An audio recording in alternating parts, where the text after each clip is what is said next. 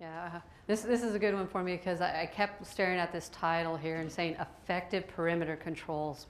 And when I originally started putting this one together, well, my boss actually started on it and then I took over. I kept saying perimeter controls. Well, we're not just dealing with sediment control. We actually can deal with a few erosion control aspects as well.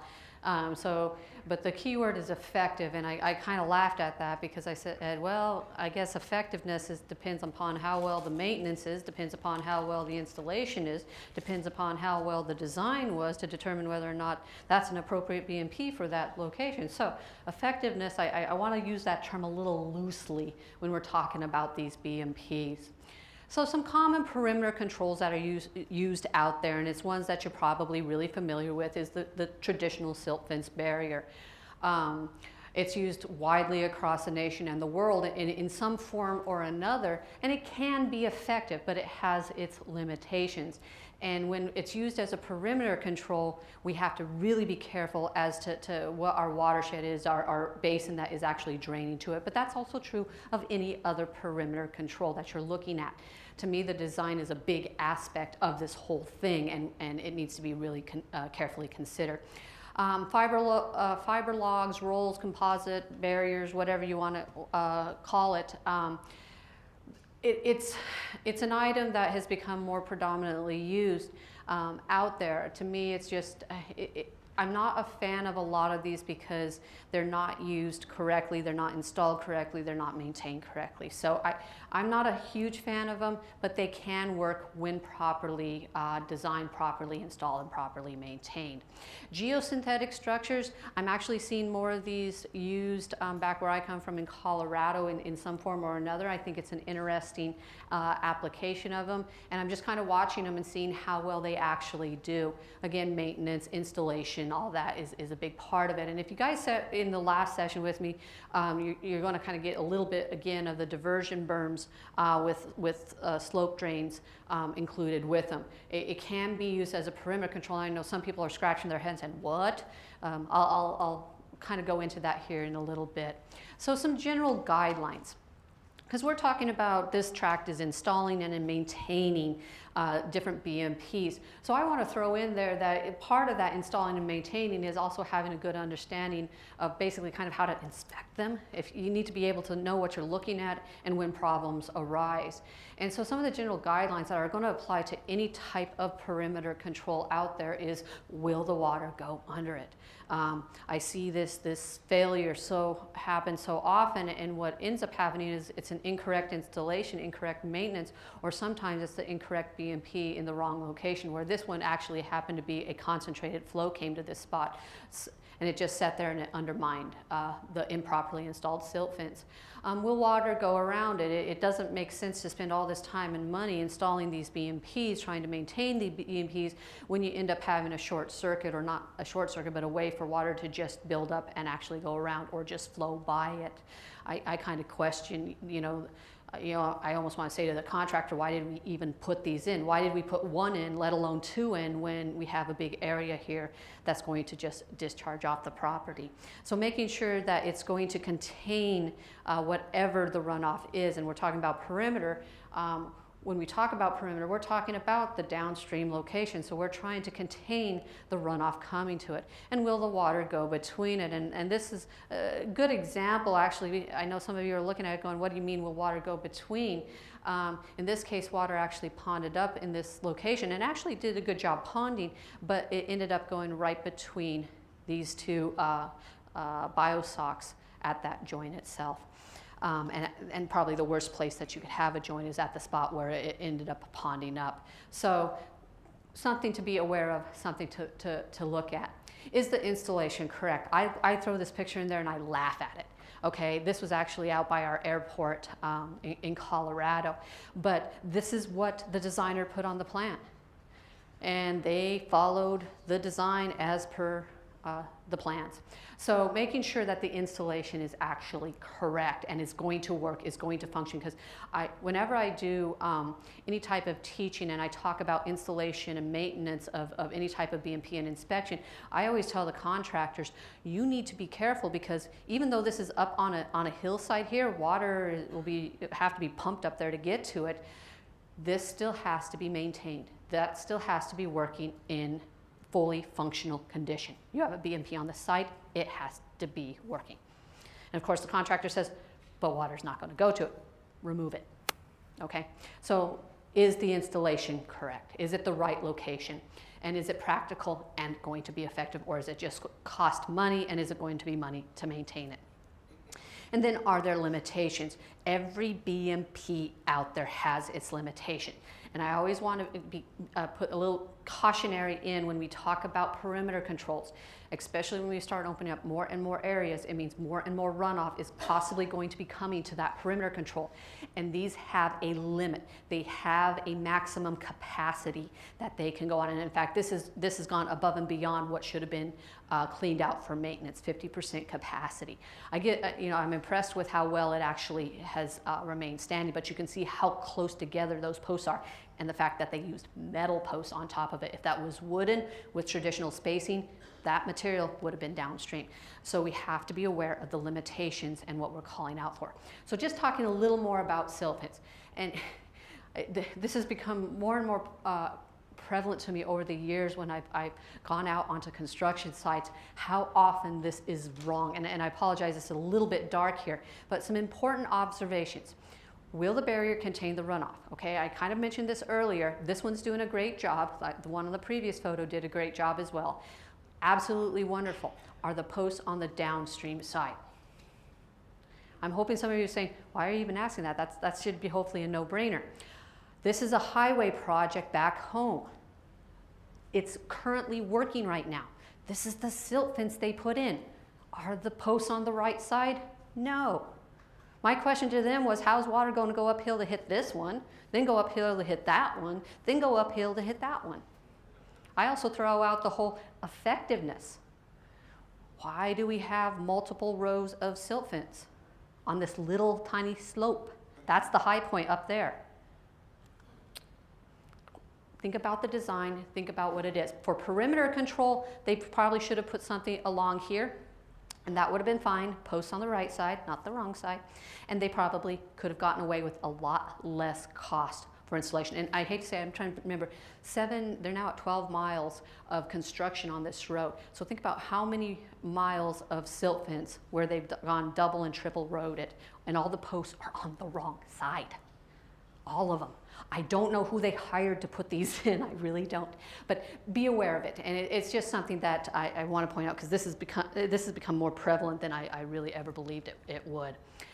Making sure that the fabric is attached to the post. When you have the wind and you have silt fence barriers, the wind loves to pop the silt fence off the post itself. So making sure that they stay attached so the functionality is still there. This one here, I just like it because it makes me laugh, because I just even question the intent behind putting this in. I mean, why even place it there when we're not even going to try and attempt to put it in? But making sure it's actually properly embedded in the ground. And then UV degradation. This is something that happens out on the construction site a lot, especially when you get a lot of sun. Depending on what elevation you are at, also can determine how quickly the silt fence is going to degrade over time. So be aware of that. Silt fence barriers. Just kind of throw some pictures up here of some good and some bad things I've seen out here. This is a photograph that I like a lot because the contractor installed this way. It was a perimeter control. We're doing a lot of work on the slope and upstream, but you see how clean the roadway is. It is not a sanitized site. This is how this site looks. And it was because the contractor took the effort to make sure that the BMP that he had along the perimeter would actually look. This is over capacity, absolutely. Maintenance needs to occur, but the thing is if this actually does fail, we have another layer here and then another layer. You can't see it down there. But the contractor took the time to put it in and try and really make sure that it was going to work and work well. This one here, kind of a giggle factor to a certain extent, because I don't know, maybe this is access for the little kids to get through to play on the construction site. But no, seriously, the overlapping, making sure that we have everything appropriately set up so that perimeter control, oops, sorry, let me hit the wrong button there. the perimeter control is there to contain what comes down to it. This one you saw a little bit earlier, like I said, a concentrated flow. Probably not the appropriate BMP for this location, but again, you can see here, they put in layers, and you can see down there where a lot of the material actually ended up collecting. So it worked out in the end, but to me, I sit there and say, well, this is your ultimate perimeter control here. If this is what's getting collected down here, you know, more has to be done up here, not just necessarily barriers. This one right here, this one was a well put in silt fence, but it just got overwhelmed. Too much material coming to it. That's why I say, make sure we're aware of the limitations and how much can actually drain to them before they actually fail. This was a not too bad installation there at a downhill location along a creek enhancement with a roadway actually up there. Not a bad one. It's obvious they're maintaining it, keeping the volume there. Same thing here, you know, not too bad. Just a couple options there. This one here made me laugh a little bit because this is actually a very massive area upstream of that. And they put all this silt fence in down here at the perimeter. And this is actually a wetland area that's below it. But because they were so worried and had numerous blowouts in this location, they ended up putting straw bales, interestingly enough, along the downstream side of the silt fence. My question to them was, why did you go through and put all this effort into a second row, you know, another row of straw bale along with the silt fence, along with all these extra posts, when maybe you could have gotten away with a pond? You know, making sure it's the appropriate BMP for the system. This one, it makes me laugh. Some people may be familiar with this if they've sat in other classes that I've taught. But the thing that I just want to point out to it is proper design, proper installation, proper maintenance, but proper questioning of whether or not the BMP is actually going to be effective. I think the only one who really made out in this one was the installer, due to the amount of money he probably charged to put all that in. But that's the project. You know, that's a pipeline up there. You know, all this material was senseless. They could have done something a lot simpler to control at the perimeter. You know, silt fence, yeah, maybe J hooks to help control it, but it just shows you what can be out there and to be aware of. So making sure it's appropriate. So fiber logs and compost socks. Those are the compost socks. The bio socks are used here a lot. I see them. I will. You know, I'm not a huge fan of them because I see their limitations, and unfortunately I do not see those limitations really being adequately addressed. Questions to be asking, questions to be thinking about when we're talking about them, and this isn't necessarily a perimeter control of the whole project, but to me it's a perimeter control of keeping the stockpile in location is, are they held in place and will the barrier float? When we are talking about fiber logs, when we are talking about straw wattles, fiber logs, whatever, we have to be aware that until they become saturated, they will float. Okay? Water will go underneath them. When they're used on a paved surface like this, unless they have a heavy weight, a true compost, not wood fibers, true compost, the water is just going to go right underneath the barrier. It's the limitation of these, okay? A fiber log, especially like these traditional straw wattles, are supposed to be put into a trench and staked into the ground. Can't be done on asphalt, okay? A lot of these bio socks are meant to have a stake, sometimes on the upstream side, sometimes on the, at least on the downstream side, to hold them in place. You can't stake them into asphalt, okay? So in my opinion, probably the wrong barrier. Now, if they were to cover this with plastic and just use those as to hold down the edge of the plastic, I could say, okay, at that point, what's being controlled is done by the plastic. But just something to be aware of. Are they installed correctly, and does runoff flow under the structure? And this is the one I want to point out. Even when these barriers are installed correctly, trenched into the ground, staked into the ground, proper manufacture installation, there are many times when they fail.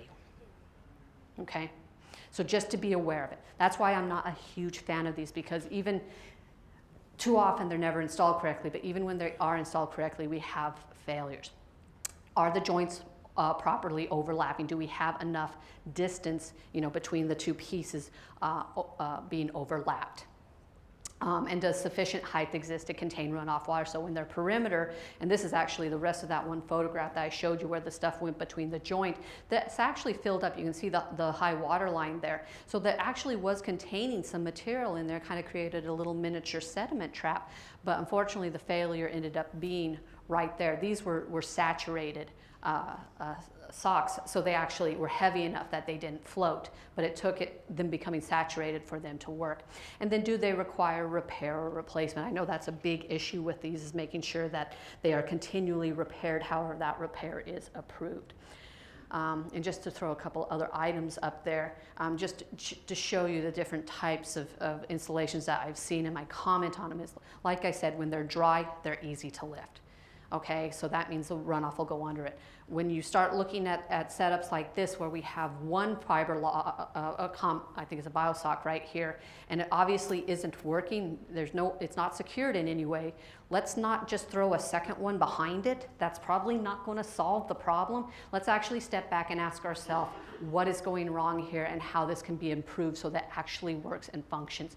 This one, what I just found was kind of interesting was they had these fiber logs in place here and this rock pad, but it ended up going down, and this was a stream crossing, and that's right where the fiber log ended. And I'm sitting there thinking, so if runoff comes down and kind of intercepts this log, it's going to be channelized and it's going to go right down to the stream crossing.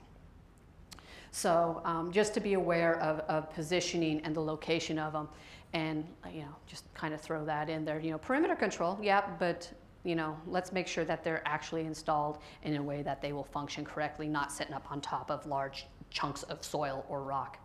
Okay, geosynthetic barriers. This one's kind of a quick one because I don't see as much being used out there yet. I'm seeing more and more being used, not as much on long linear projects.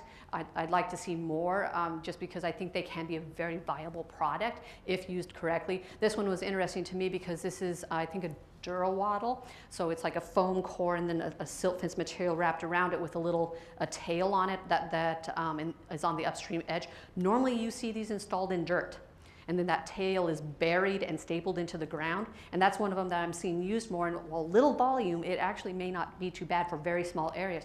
This one I was kind of surprised on, and it's kind of interesting. I'd like to see it actually function in a storm. Was they took wood and they secured it into the asphalt. This asphalt is going to be coming up eventually, so that I guess they were okay destroying it with holes, but they were actually able to secure it. And so it'd be interesting to see what ultimately happened if there was a rainstorm with it. But it was an innovative way to take a BMP and try to make it that much better for this application.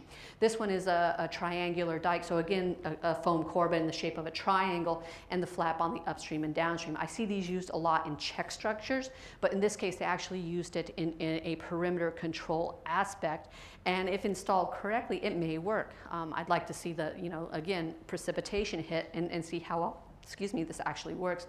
But the things to look for, are they properly anchored? Are they being used in the correct situation, or have they been modified so that they could potentially work? And then the big one, and this is true of any structure, is it going to flow under, the runoff going to flow under it? Do we have enough height to contain what we are trying to treat? Just because they did this and this looks great doesn't mean necessarily though that the height is enough to treat a normal size precipitation event, something to be aware of. And are they damaged, and do they need to be repaired or replaced? Okay, my last kind of topic for you guys. Diversion berms and slope drains. Like I said, if you were in my last session, you're kind of getting a little bit more information on this. Some of it may be a little repetitious, but when we're talking about perimeter controls, a diversion berm can be used. Reason being is we have this one project, and I just barely showed some images of the plan this morning in the very first session I talked about. But we had such massive changes in elevation and relief, and the original plan when they first looked at doing it was along the edges of the grubbing. They were going to just put nothing but silt fence, and this relief is going up and down and all over. And the question was, well, is that going to work? Is that going to be a proper, effective perimeter control? And we started questioning it, saying, that's going to be a lot of silt fence. For one, a lot of silt fence to maintain. What if we instead diverted it? What if we diverted it to key points and then actually created ponds? Okay, so the ponds aren't really the perimeter control, but the diversion structure actually did. And it ended up working out very well for this highway project because they were able to put into place these ponds that were used temporarily during the construction site, and then they actually, some of them became permanent structures, but they were able to route the water through them and treat them a lot more effectively than having them just go to the silt fence and then have the silt fence blow out in numerous locations over and over and over again. So just a different thought, a different way of looking at the use of a diversion berm instead of the traditional, I want to keep it off a slope on my site. Instead, maybe it's I want to divert it to a key location at my perimeters, so I'm having it discharge at certain spots and a better treatment system. I do throw in there the caveat that with the slope drains, sometimes that they're used in conjunction because you may divert it to a spot, but it may need to get it transitioned down a slope or something like that. So I throw the two of them together. Just some items on here is to be looking for with diversion berms. When are they and can they be created for your site? Are they something that could actually work and be utilized in a way that channels that runoff to a point, and then the treatment is there at that downstream location? And how will they be developed and maintained? So just because it may be a good idea to channelize and divert that runoff to a different location doesn't mean we just don't take into account the fact that we've created an earthen berm / possibly channel that could become an issue as well. It could blow out, it could erode as well. So we need to make sure that those are being maintained and developed. And what should their minimum height be? What are we trying to collect? Is it, a 1 foot high berm be enough? Would 6 inches be enough? Making sure that the appropriate specifications are being met. And then what protection is needed at the discharge points? Are we going just into a pond? Are we going into a channel? Do we need a velocity dissipator? Just being aware of that. And where's the runoff being discharged to? Very, very big question to be actually answering. Okay. So questions for using perimeter diversion berms. So how will they be protected against erosion? Is it a practical and cost-effective method? Do they create additional problems? Like I said, if you're taking runoff and now concentrating it, you're taking more runoff and diverting it, that's going to be a lot of runoff you're now treating, where yes, the silt fence would have possibly been treating lesser amounts at the actual location. So be aware that it could create an additional problem. The slope drain, like I said, used sometimes in conjunction with the diversion berm. I just want to throw this out there, but I want to make sure that the slope drains have been sized properly for the flows. That's a designer aspect, and have they been installed per the specification? And again, protection at discharge points. And I'm just throwing a few different photos up there of different aspects that we've seen, and how is the runoff being safely collected and put into the slope drain itself. This is your earthen berm right here. It's kind of hard to see because it's all brown, but there's your earthen diversion berm, there's your collection, and there it goes into the slope drain. Okay.